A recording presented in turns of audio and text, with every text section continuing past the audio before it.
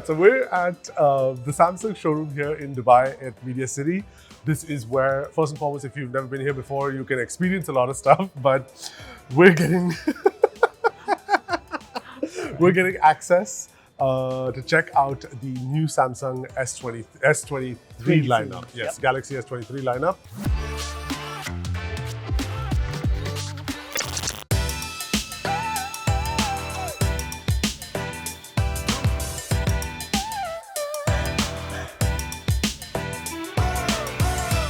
So we've already been kind of checking it out for a while. Abbas, you just kind of came in. Absolutely. So initial three phones. Three phones, like right? Last year. Yep.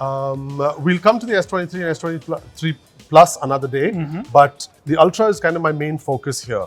Before we get into the Ultra, let me just quickly mention. So they've adapted the design from last year for the S22 Ultra, where the cameras are now sort of on a single, instead of that floating bridge. Floating design. This is the floating design.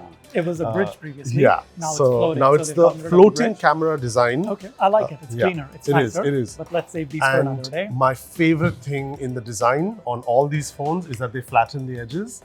Very much needed. They stuck to the curve, but they flattened it further, and I love that. I love that about it. This is nice. Yes, absolutely. You can see that the side comes off more towards the front now. It is. So you don't accidentally press anything. It's much easier for writing notes as well. Because you're not slipping off the side. That is definitely something to keep on. Okay, excellent. Now, I like that. This is the Ultra device, so obviously the main focus is like just being a powerhouse and content creation. So you've got the Snapdragon 8 Gen 2. Okay. I think it's going to go up to 16 gigs of RAM and so on. And we'll have a bunch of specs on the video once more things are confirmed. But the biggest upgrade is the fact that this has a 200 megapixel camera, right?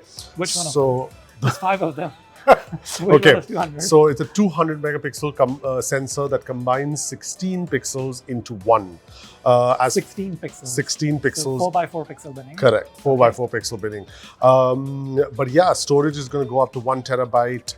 And it's basically, I think, the peak of where Samsung can go. Gotcha. Display, nothing, no major changes. Dynamic AMOLED, 2x, 1 to 120 hertz refresh rate. Nobody comes close to Samsung anyway. Nobody comes close. Nobody comes close. Not taking away from them. Yeah. But a difference I'm noticing for sure is that the flat sides make it a nice chunky phone. Yeah, it has some heft to it. I like the grip. It feels more grippy. The grip is very nice.